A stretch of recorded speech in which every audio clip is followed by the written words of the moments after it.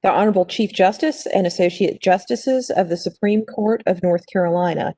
Oh yes, oh yes, oh yes, the Supreme Court of North Carolina has resumed sitting for the dispatch of business. God save the state and this honorable court. Next case is Raleigh Housing Authority versus Winston. I understand there are two attorneys arguing for the appellee, and I will allow you to transition without my interruption for your argument to go from Mr. Francis to Mr. Whitley. That being said, we'll hear from the appellant. Thank you, Mr. Chief Justice. My name is Eric Zimmerman. I'm with Robinson Bradshaw, and I represent the appellant, Patricia Winston. This case is about the protections afforded to some of our most vulnerable citizens, residents of public housing, when they are facing eviction from their homes. In analyzing those protections, the Court of Appeals made two legal errors. Those errors threaten to deprive public housing residents of key protections of due process when they're facing the loss of their homes. The Court of Appeals' first error was to misinterpret a federal regulation that governs the notice that must be provided to public housing residents before they may be evicted from their homes. The regulation requires a public housing authority to provide the tenant with written notice that states specific grounds for terminating the tenant's lease. Yet the Court of Appeals held that a housing authority need only provide the tenant a generic reference to a provision of the tenant's lease and need not provide the tenant any specific reasons for evicting the tenant. That interpretation is incorrect. It conflicts with the text, history, structure, and purpose of the regulation. And it conflicts with every other decision from every other court that has ever addressed this issue. And ultimately, the Court of Appeals' mistaken ruling deprives public housing residents of a key protection of due process, notice of the allegations against them. The Court of Appeals also committed a second error that deprives tenants of another protection of due process, the opportunity to confront and cross-examine their accusers. The Court of Appeals held that a public housing tenant can be evicted based on handwritten, unsigned notes without being given any chance to question the author of those notes and show through adverse questioning that the accusations in the notes are false. The court reached that result based on a misinterpretation of the business record exception to the hearsay rule. But that interpretation was also incorrect. The housing authority fails to offer a persuasive defense of the decision below. Rather than defend the reasoning of the Court of Appeals, the housing authority largely relies on arguments that the Court of Appeals did not adopt.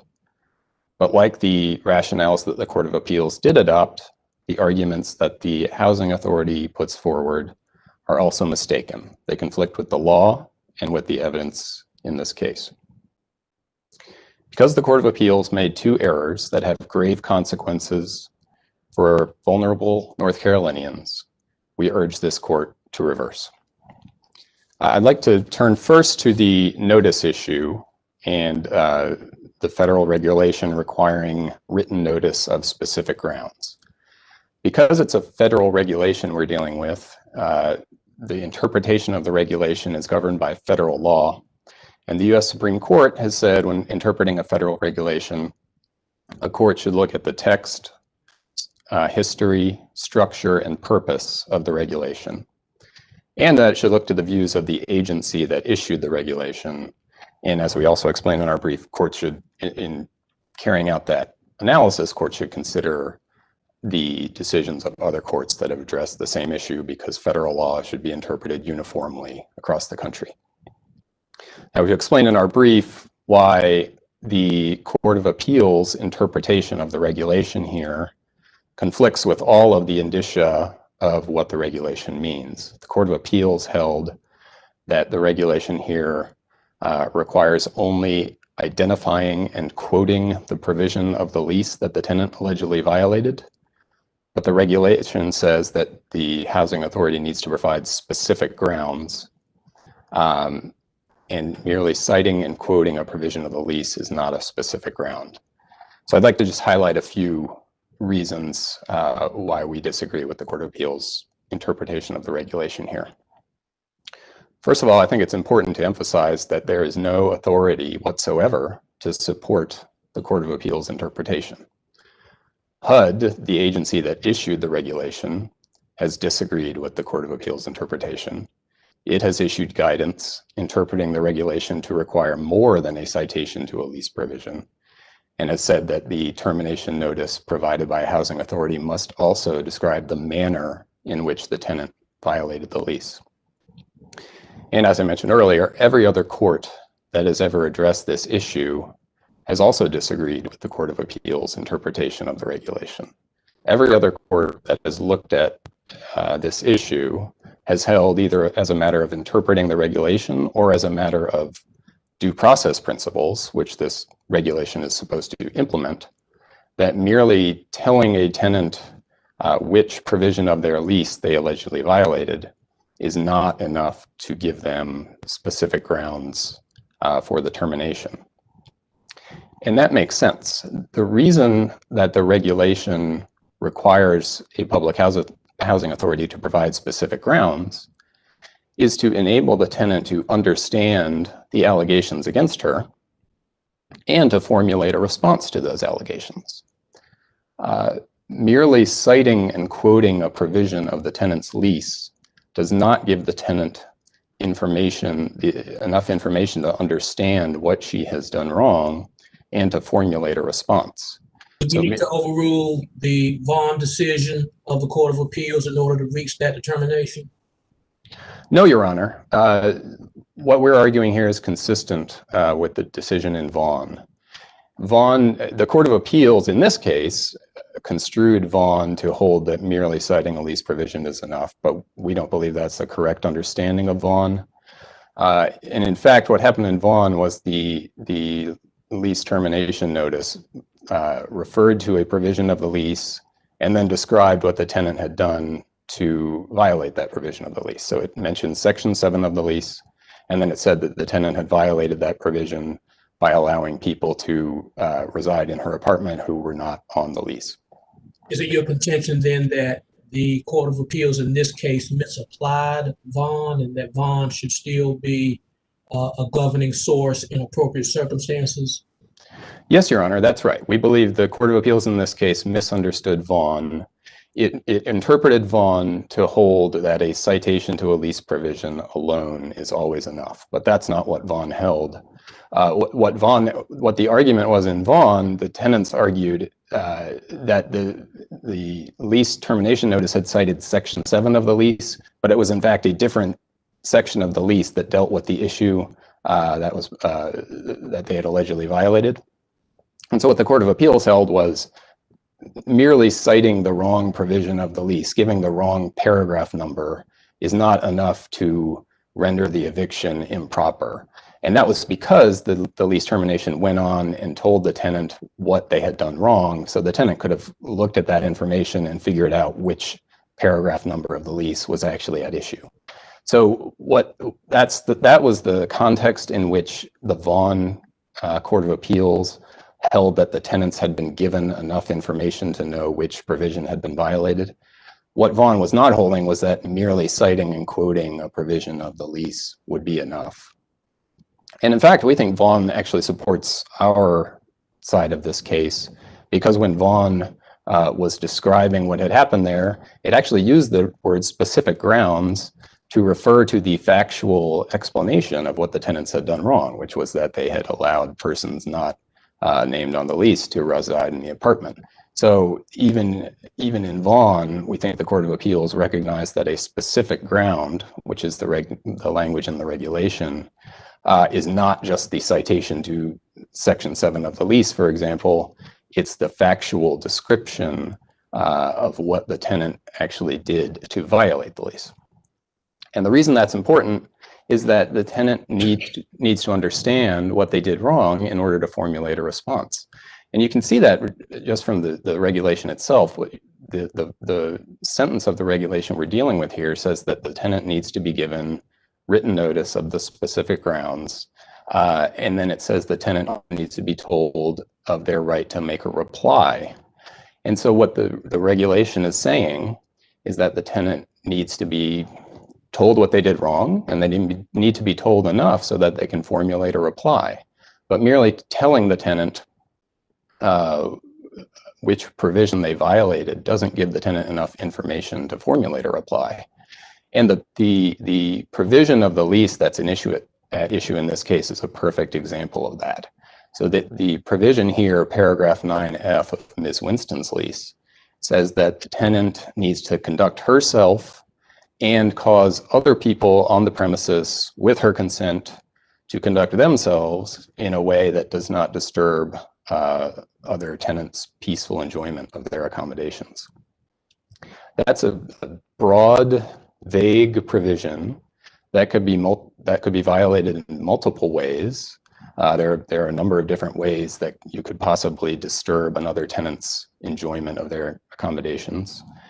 It can be violated by multiple people. So it refers to the tenant herself. It also refers to other people on the premises with her consent, excuse me. And it could be violated at any time. So it's a broad, vague provision, and merely telling the tenant that she's violated that provision, which is what the housing authority did here, doesn't tell her how she violated it, and therefore doesn't give her the information she needs to understand what she's allegedly done wrong and enable her to formulate a response. You know, I think an example that I'm trying to think of an analogy that helps to make this point. And, you know, an example is if a pitcher in baseball threw the pitch and the umpire called it a ball, and the pitcher asked the umpire to explain why it was a ball, no one would expect the umpire to read the rule for the strike zone and stop there. That wouldn't tell the pitcher what he needs to know. Do you really expect a sports official to stop in the middle of the game and explain a call? Well, in my experience, Your Honor, I think the umpire usually says whether it was outside or inside or high or low. And that's what you'd expect if the pitcher asked the umpire why he called it a ball. I don't think you'd expect the umpire to say, well, according to Rule 9.2, the strike zone is from the letters to the knees and over the plate. And so it's the same idea. The pitcher wants to know, well, was it outside or inside or high or low, so he can adjust on the next pitch and respond to what the umpires told him. And here it's the same point. And Ms. Winston needs to know why and how she violated her lease. And I think that the key points that the termination notice needs to contain are how, when, and by whom the lease was violated. Those are the elements that the tenant needs to know in order to understand the allegations against her. Those are the elements that are totally left open by the lease provision at issue in this case, and that therefore prevent the tenant from responding. To touch just briefly on the text of the, well, I guess what I'd like to say now is we addressed Vaughn. The Court of Appeals' only other rationale for the interpretation it adopted was it said that it follows from the plain language of the regulation.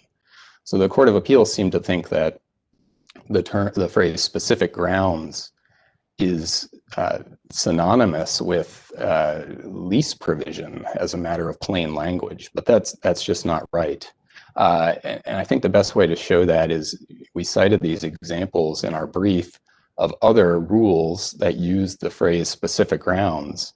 And a helpful example is Rule 10 of the Rules of Appellate Procedure, which governs preservation of issues for appeal.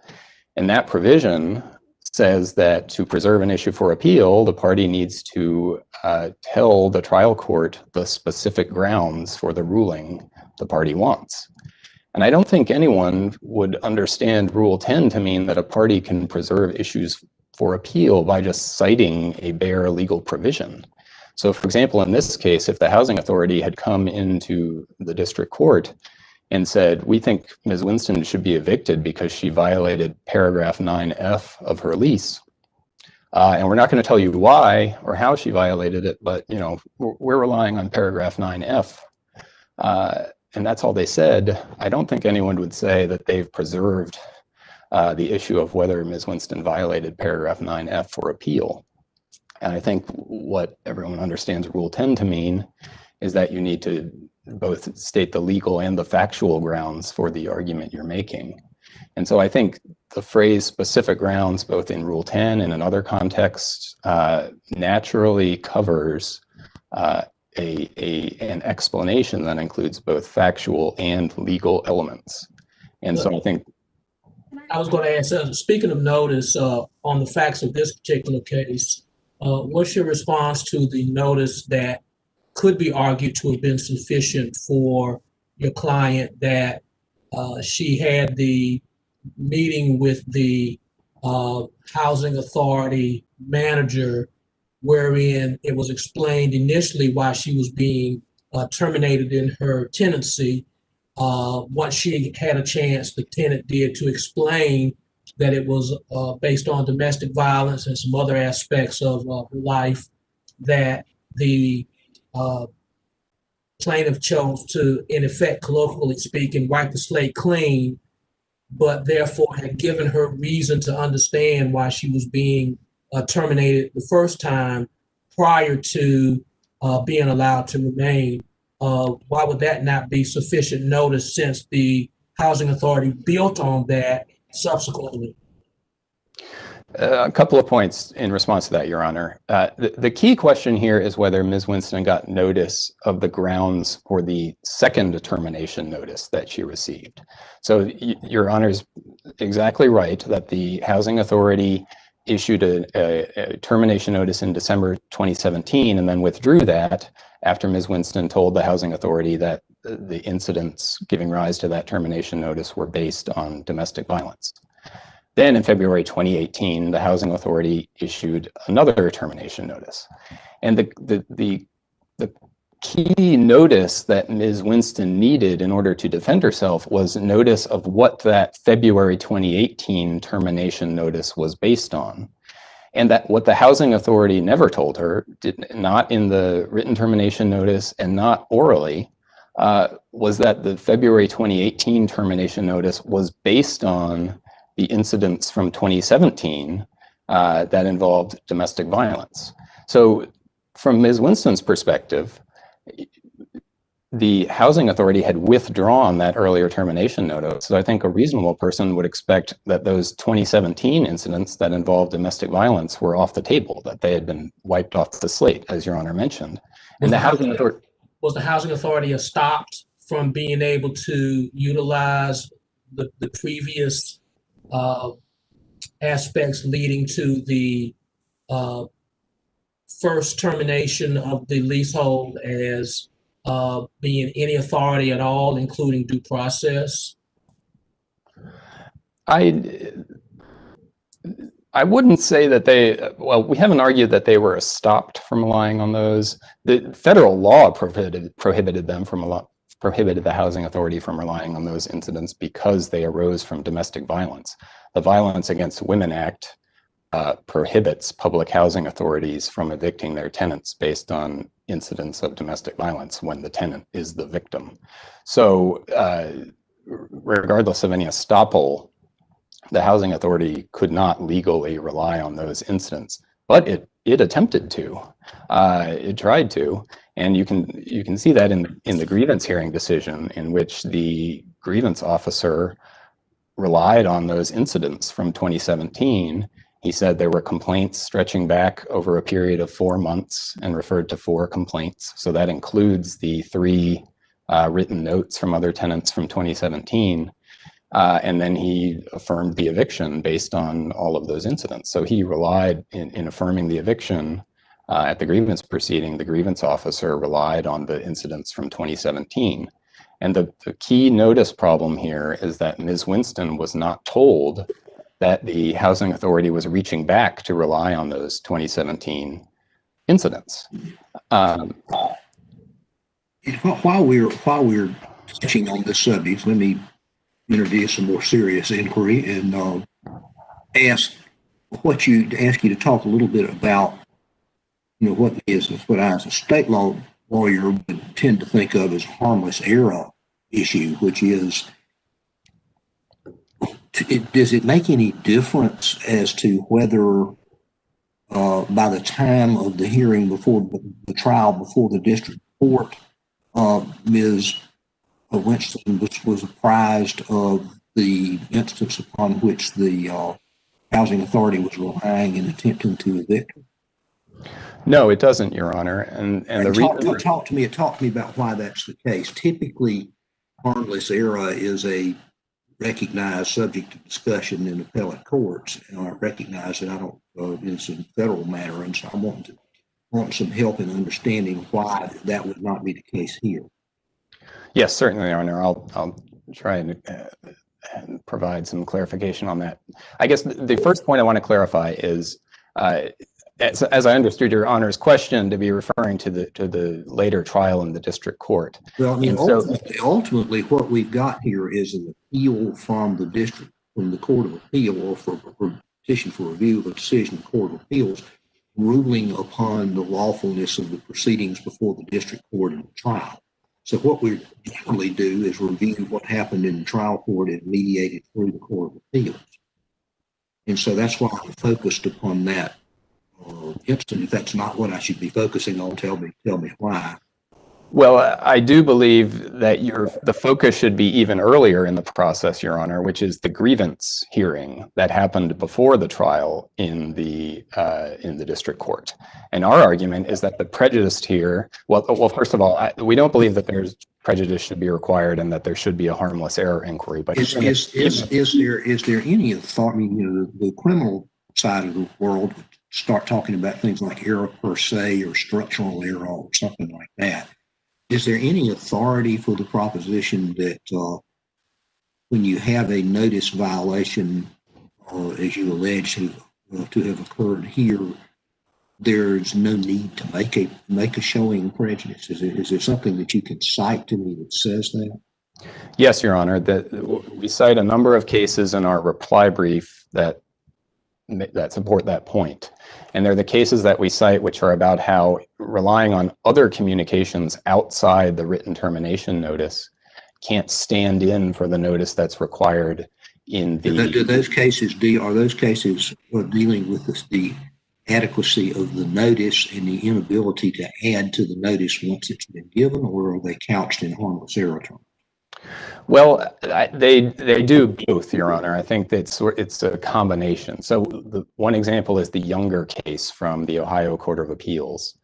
And what happened in that case is you had a deficient written notice, and the housing authority argued both that and it's a case where you had other notices of lease violations that had been given, and the housing authority argued, well, we can tell from other documents that the tenant had enough knowledge here to understand what the allegations are against her. And what the Ohio Court of Appeals said is that that's not enough. The notice needs to be in the written notice. And we're not going to look at other documents, and we're not going to excuse the violation by saying that the tenant may have understood otherwise what she was being accused of doing. The Driver case is has another excellent explanation of this, Your Honor. That's from the Wisconsin Court of Appeals. And that addresses the issue in terms of actual notice, and says that even if the tenant had actual notice of what she was being alleged to have done wrong, that's not going to excuse the violation of the regulation. So I don't know that they use the exact term harmless error, but I think what all these cases are getting at is that we're not going to excuse the housing authority's violation of the regulation based on an argument that there was a lack of prejudice. And I think there are good reasons for that, and I think they do tie into the structural error type analysis that you mentioned, Justice Ervin. I know you're getting close on time, and I wanted to just jump in, and I actually have two questions. On this point, aren't we in the realm of contract? I mean, a lease is a contract which has terms from the federal government program and HUD's regulations as part of it. But ultimately, it's a question of what contract rights did she have as a tenant, and the right was to be notified of the provision she was violating and the specific conduct that she engaged in to violate that provision. And isn't that why we don't get to harmless error questions on this one? Yeah. Sorry, didn't mean to interrupt your honor. Yes, I believe that's exactly right. I think, and it really flows from what this court said in the Roberts case last year, which was also dealing with federally subsidized housing and language that was incorporated into a contract. And what the court said is that. So that does lead, sorry to cut you off on time issues. That does lead me to my next question, where I do think there's a harmless error issue, and that is the business records exception, which you haven't talked about yet. But could you address the complaints that were admitted as as an exception to hearsay because they were business records, and whether they prejudiced the tenant in any way in this case? Yes, absolutely, Your Honor. And they did prejudice Ms. Winston. And the reason for that is that there were 4 alleged violations of the lease here. And the only proof of 3 of those violations was from the written notes from 2017.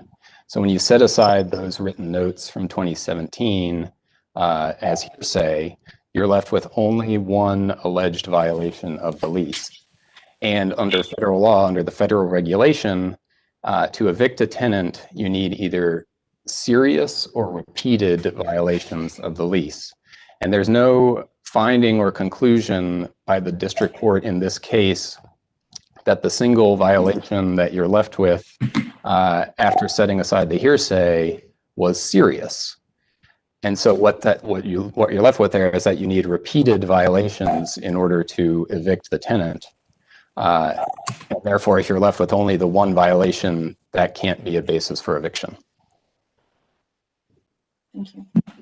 Certainly. Here the key time. It's up to yes. You see what time. Yes, thank you, Your Honor. I'll wrap up there and reserve the rest of my time for rebuttal. Thank you very much. Thank you, counsel. Now, FLE.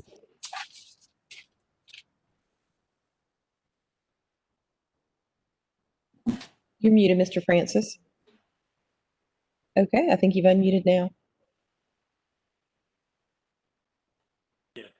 Chief Justice Newby, Associates of the Supreme Court, before I begin the substance of my argument, I do want to confirm that you are able to hear me. Very good. All right, my name is Charles Francis, and along with my colleague, Alan Woodruff, I represent the Raleigh Housing Authority. As the Chief Justice indicated, our division of labor here is that I am going to handle some of the factual background and the first issue, which has been assigned as error by the appellant, the notice issue, and Mr. Woodruff is going to handle the second issue, which is not, I would note, a hearsay issue, but it was, as Justice Earls' question suggested, whether the evidence at trial was sufficient to support the trial court's judgment for the Raleigh Housing Authority. I do think it's important, based on the record, though, to just briefly introduce my client, the Raleigh Housing Authority. I agree with the suggestion in the amicus brief that particularly in our urban areas in North Carolina, housing affordability is one of the most pressing problems of housing that our low-income neighbors have. The Raleigh Housing Authority is the largest provider of affordable housing in the Raleigh-Wake County area, particularly for citizens who are in that 0 to 30% of area median income, AMI, which is frequently talked about, those who have the most difficulty in finding an affordable place to live. The Raleigh Housing Authority, RHA, I'll refer to them as, owns and manages 1,444 public housing units, manages 454 affordable units, which are actually owned by our nonprofit subsidiary, Capital Area Developments, and the Housing Authority administers almost 4,000 Section 8 public housing vouchers, in total providing housing to 5,800 low-income families in North Carolina. RHA has a duty to provide fairness, due process, and notice in our termination notices. And I would contend to you, for the reasons that we discussed in our brief, and I will discuss further here, that we did that in this case. But RHA also has a responsibility to manage its almost 2,000 public housing and CAD units in a manner that safeguards all residents' right to the peaceful enjoyment of their home. And so I think it's very important that while you analyze the legal theories that have been advanced by the appellant in this case and our responses to those, that you keep in mind this larger responsibility that RHA has, and you take a broader view of this case. And I think that's particularly important when you look at what happened in the facts of this case. This lease began, the record shows, this lease began in spring of 2017. By the fall of 2017, the record reveals there were multiple complaints of violations of 9F of the lease by this tenant. The record reveals that the Housing Authority staff counseled with her, and when the violations continued, a lease termination notice was issued. There was then the informal conference that Justice Ervin asked about, and Justice Morgan asked about, at which time the tenant, Ms. Winston, said, the reason for these disturbances is because I'm in a bad relationship with a bad man and I'm gonna separate myself from him. And so she got a domestic violence protection order. And when she got the DVPO, the Housing Authority rescinded the termination. But the problem was, and this is the issue in this case, that the reason for this case is that the chaos and the confusion and the violations of 9F continued. They didn't stop after that. I think it's very, very important. This is just a district court trial, a short district court trial, so it's not a large record for you to wrap your brains around. But I think it's very important not to conflate the different exhibits that are in the record.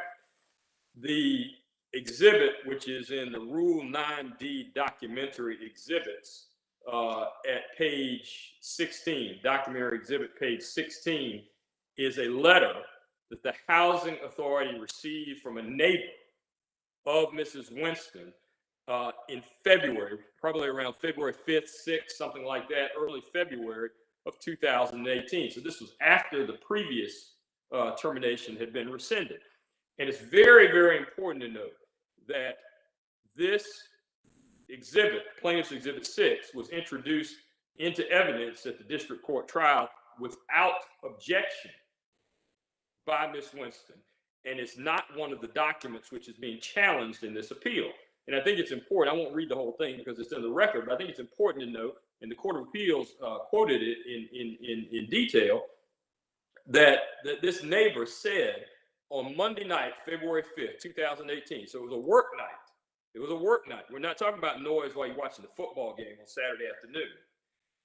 I was awakened out of my sleep at 1 a.m. from my neighbor upstairs. He's talking about Miss Winston, with loud fussing, cursing, and yelling, which then proceeded down the steps outside my door and continued still into the parking lot. She, talking about Miss Winston, approached me the next morning, Tuesday, February 6, 2018, when I came home from my break from her balcony, yelling, saying that I'm trying to get her put out.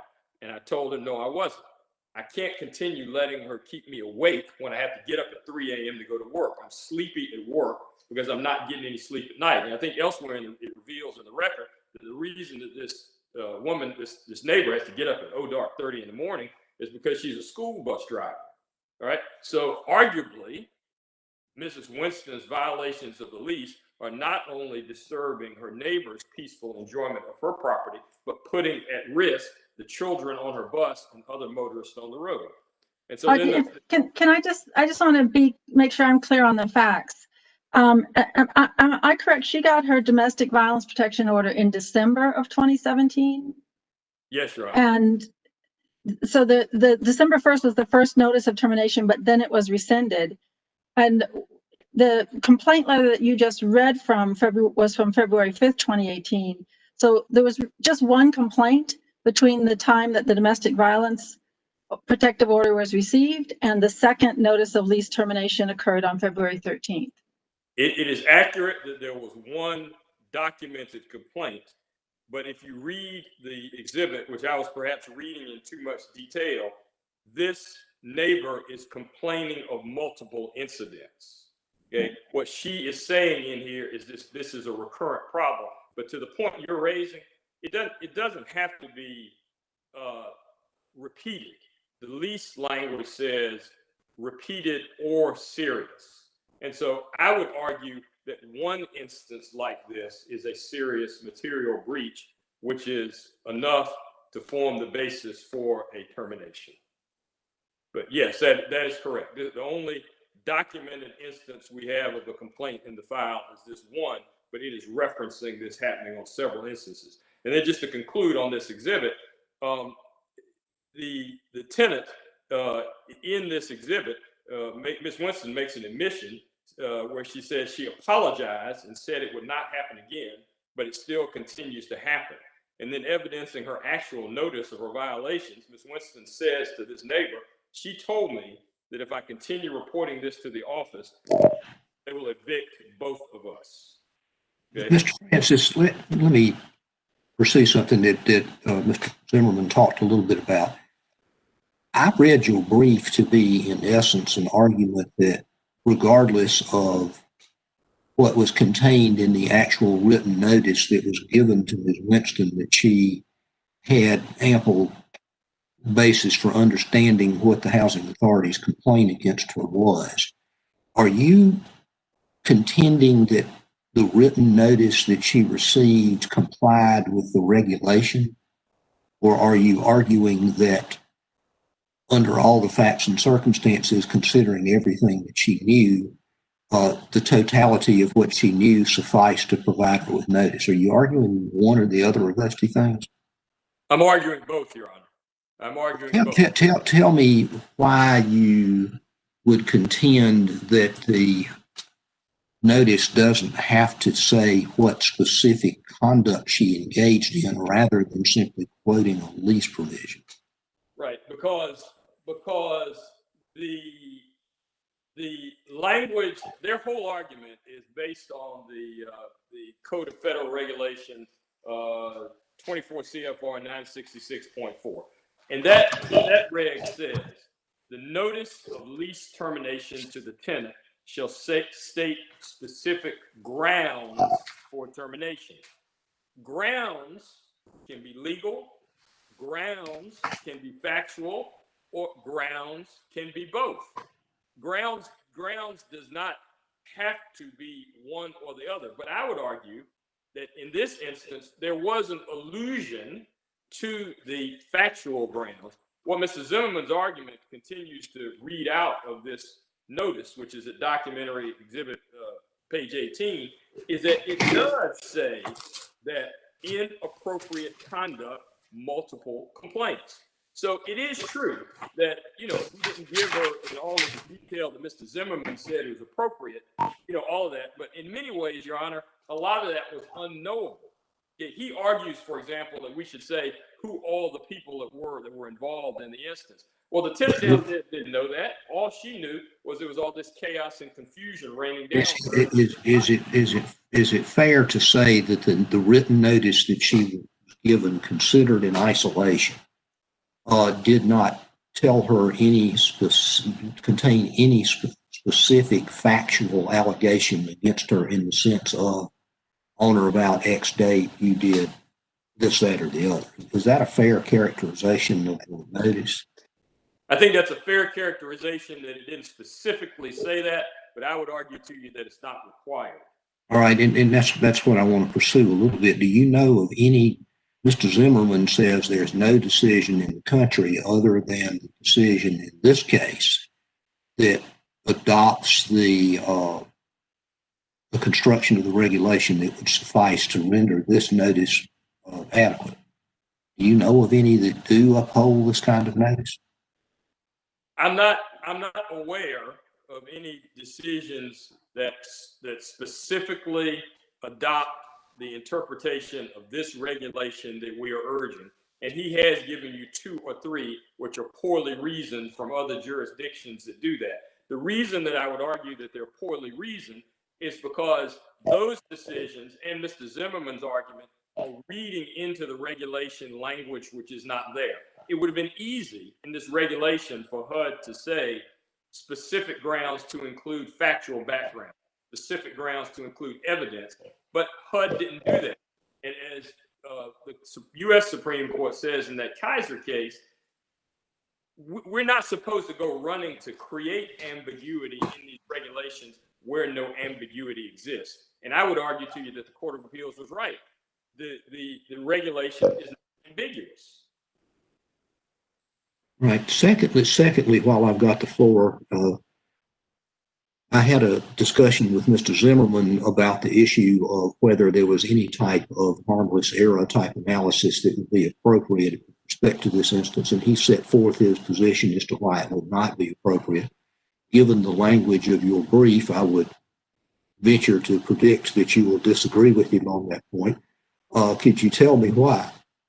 Well, with respect to the second issue, as Justice Earl said, that is the controlling issue because there was a plethora of evidence. But with respect to the issue that we are talking about now, yes, I would also argue that there was no harm to this tenant because his argument overlooks that the notice letter is the beginning of the formal process.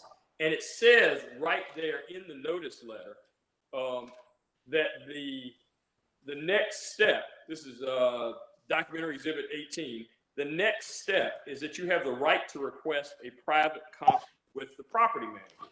And what happens at that private conference and what happened in this case is all of the particulars that Mr. Zimmerman says should be required in the notice in his baseball analogy. That's when that explanation occurs. The problem I have with his analysis is that if you were to adopt the rule that he is arguing, what is then going to happen as these cases are actually litigated is that any specific instance that is not included, book, chapter, and verse in the letter, is then going to be a basis for objection by the tenant. And that's simply not the way that this process works. And it's not consistent with the idea of notice provided to them. Again, Can I jump? Sure, go ahead. I just want to jump in and do a follow-up. You mentioned that the regulation doesn't specifically require factual allegations, and it doesn't say that you have the right to specific facts, but it does say that the tenant shall inform the tenant of the right to make such reply.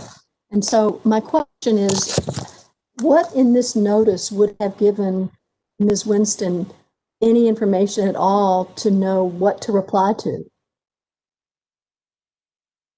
How if there is inappropriate conduct, how are you supposed to know what they're talking about? Say, I'm just wondering what that one could reply to based on this notice. Justice Hudson, what I would argue is that the cited lease provision that was violated is sufficiently specific when combined with the inappropriate conduct and multiple complaints that she knows precisely what we are talking about. Well, but how can she reply to something when she is just assumed to know what that is? That's it's kind of, it seems like it's getting ahead of itself to assume, well, she knows, so therefore she can reply to what she already knows, when the reg says that she has to inform her of her right to reply.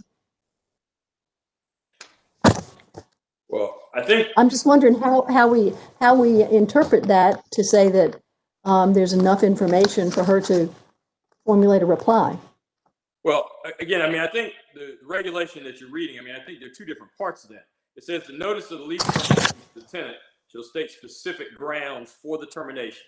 That's one thing. And as you've heard, my argument is that we have stated specific grounds. And then it says, and shall inform the tenant of her right to make a reply should she wish. So again, I mean, I would respectfully argue, I don't think that those two should be conflated. Okay, we have given her the grounds that we believe are sufficient, legally sufficient under the regulation, and right, it's disjunctive.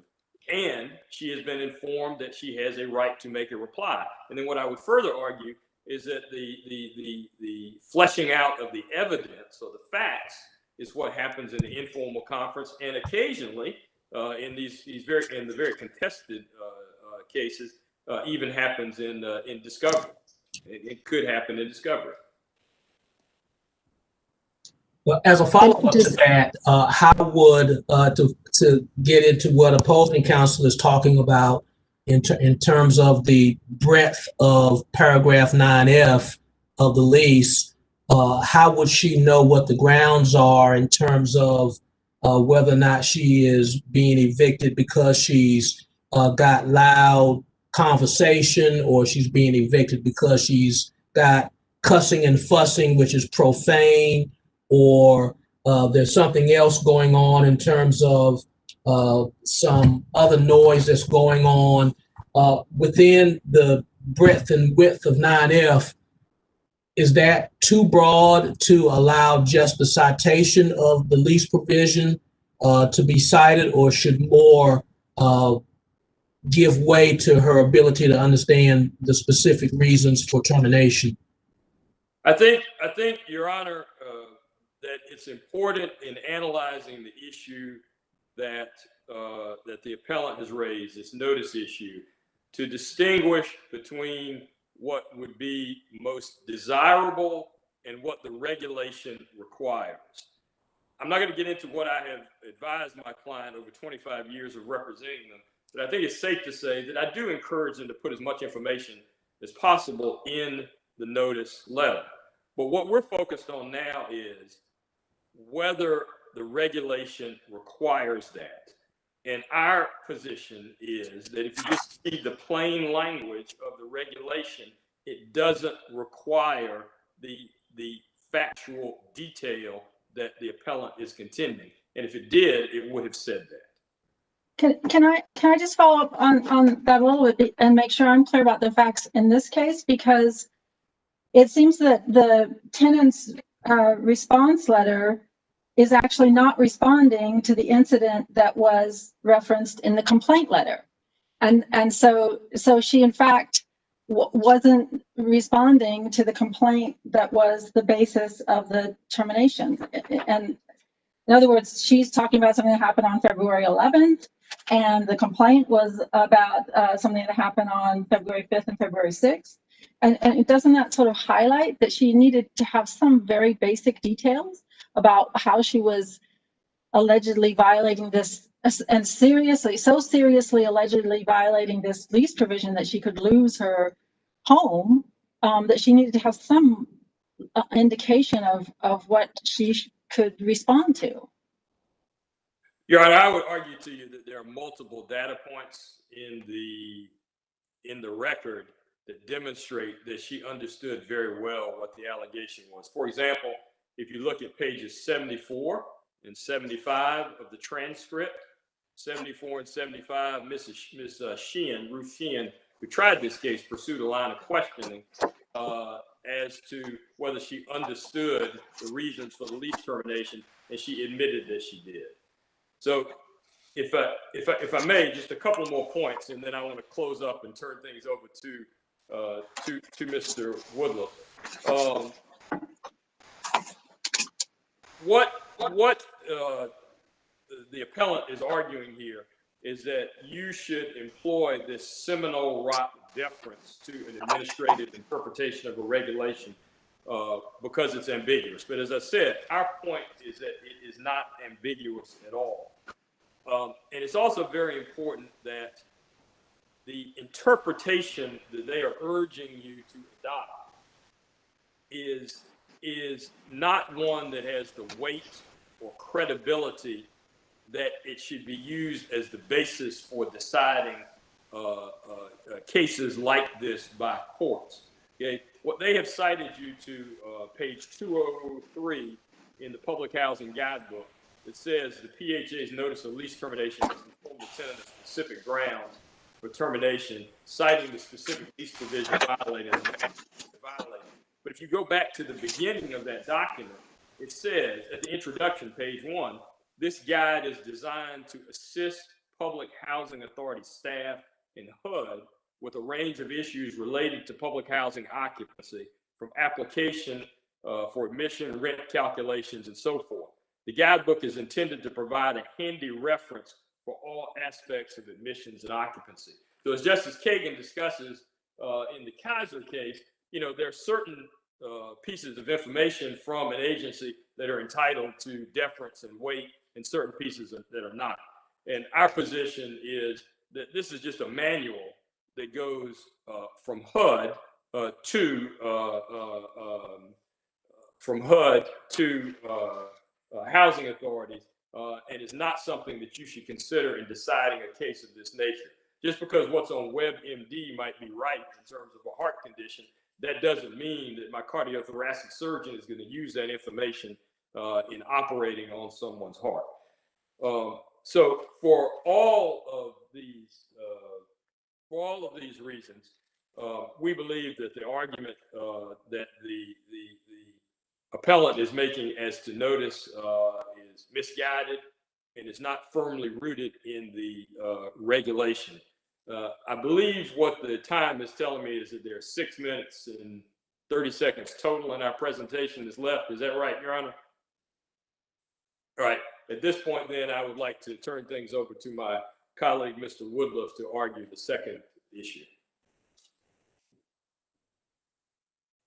Good afternoon, Mr. Chief Justice, Associate Justice. It's my honor to be with you today. Mr. Francis has already introduced me. My name's Alan Woodruff, and I represent the Housing Authority as well. I'm going to try to quickly cover this issue.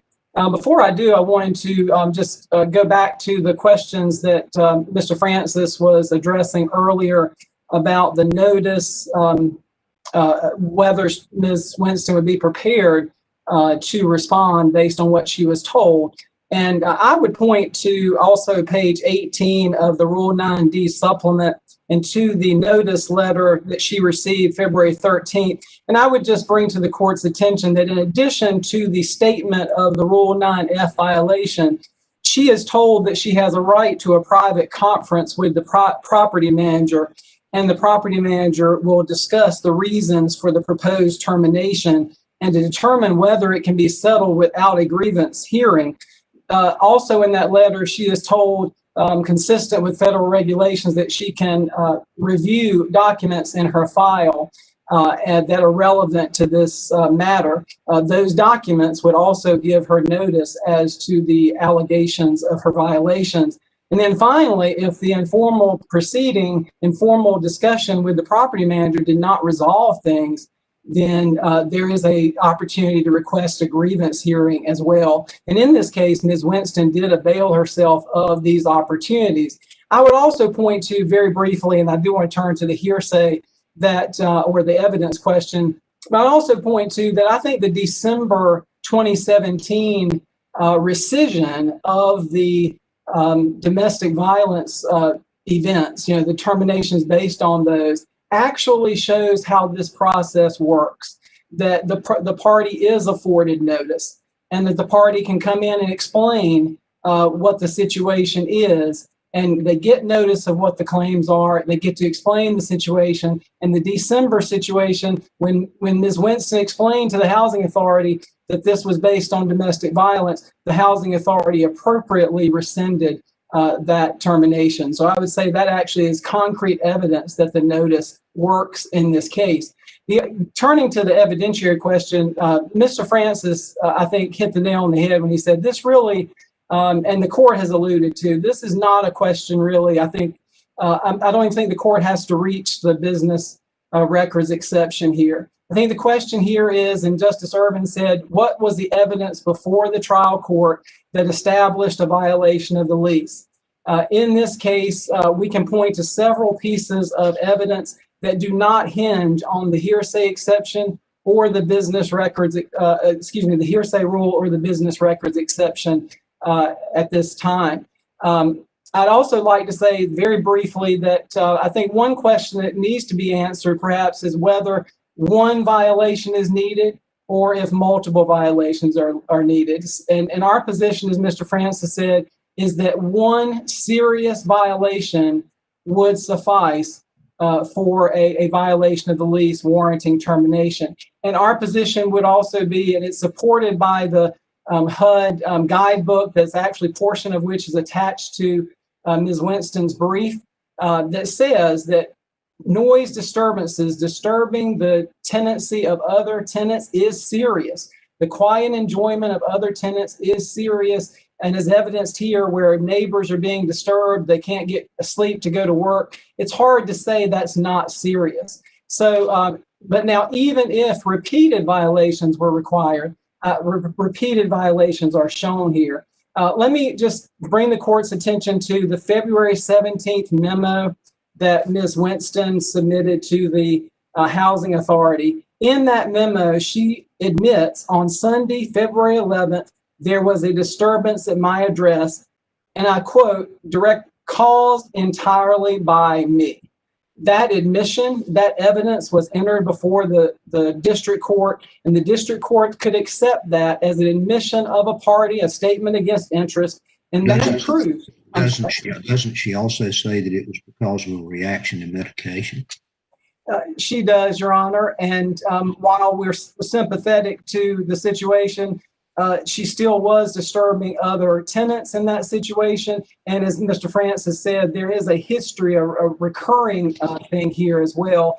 And so I wouldn't accept that necessarily as an excuse. But even if it were, then we can turn to the February 5th disturbance. And Mr. Francis mentioned this. There was the introduction of the complaint from the neighbor. The complaint from the neighbor recounts a disturbance on Monday night. But just to be clear, that letter is unsigned and could only be admitted for the truth of the matter asserted if you apply the business record exception. Well, or is there some other? I would make 2 points, Your Honor, on that. First of all, the introduction of that exhibit was not objected to. So our position would be that that argument on appeal is waived. In fact, Mr. Zimmerman in his brief says that the February 5th note is not in dispute. That's on page 22 of his brief. The February 5th note is not in dispute, and the hearsay question only relates to notes from 2017. That's a direct quote from page 22. Our position would be that that was admitted. There was no objection. It shows multiple violations in and of itself of the quiet enjoyment of her neighbors, and therefore should justify the termination of her lease, irrespective of the business records. I see my time is up. Thank you very much. We would urge the court to affirm the Court of Appeals and trial court. Thank you. Thank you, counsel. Rebuttal. Thank you, Your Honor. A few points. I don't think you heard any persuasive argument from the other side that merely citing a lease provision and quoting it is a specific ground. Mr. Francis says it is a specific ground, but he didn't cite any authority in support of that view. He acknowledged that there is no decision out there that adopts his view of the regulation and says that citing a lease provision is enough to state a ground. We showed in our brief that a ground is a reason, and citing a lease provision is not giving a reason. And even if it were, it's not a specific reason. There's nothing specific about a citation to a lease provision. You could put the same exact citation in every termination letter for a tenant who violated that provision of the lease. So there's nothing specific about it. And even if a lease provision could be a specific ground in some circumstances, the lease provision in this case is not a specific ground. As I said, it's vague. It could be violated in many ways by many people. So there's just no way to reconcile the Court of Appeals interpretation of the regulation with the language of the regulation itself.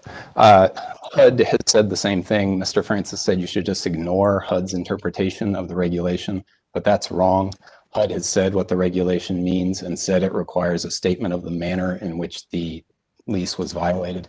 True, it said that in a manual, but that's exactly the sort of document and sort of interpretation that gets the type of deference we're asking for, which is Skidmore deference. We're not asking for Seminole Rock or Hour deference here, as Mr. Francis suggested. And so you shouldn't just ignore what HUD has said. HUD is the agency that oversees and administers this program, and so its interpretation of the regulation is at least entitled to respect. and consideration, and we should submit that the court should follow it. Mr. Francis says we want book, chapter, and verse, that they need to name every single person and give all these details. That's just not right. What we're saying is that the termination notice needs to contain a brief factual description of how the tenant violated the lease. It doesn't need to be detailed. It doesn't need to be extensive, but it needs to give the tenant enough information so that they understand what they're being accused of and can formulate a response. Mr. Zimmerman, I apologize. So you would agree that specific grounds, as used in the regulation, is something less than with particularity as used in Rule 9? Your Honor, I think that's right. I think the right analogy here is just notice pleading under Rule 8. I think you just need to give enough information about the events giving rise to the termination that the tenant can understand it and formulate a response. And that's how this court has interpreted the notice pleading requirement under Rule 8. I think that's a perfect analogy here. And actually, all they would really need to do is put the same information in the termination notice that they're then going to put in the form summary ejection complaint, which has a space for dates, names, places, and activities. And that's all we're asking for, is some brief factual description. And I want to be clear, even if prejudice is required here, we don't think it is. There's no exception for prejudice in the regulation. The prejudice here is that the Housing Authority relied on the incidents from 2017 without telling Ms. Winston.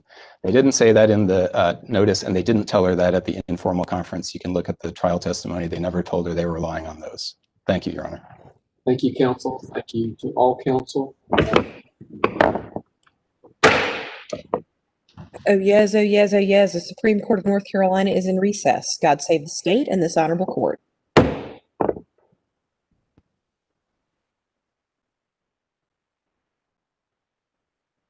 Thank you, counsel. Thank you. Thank you.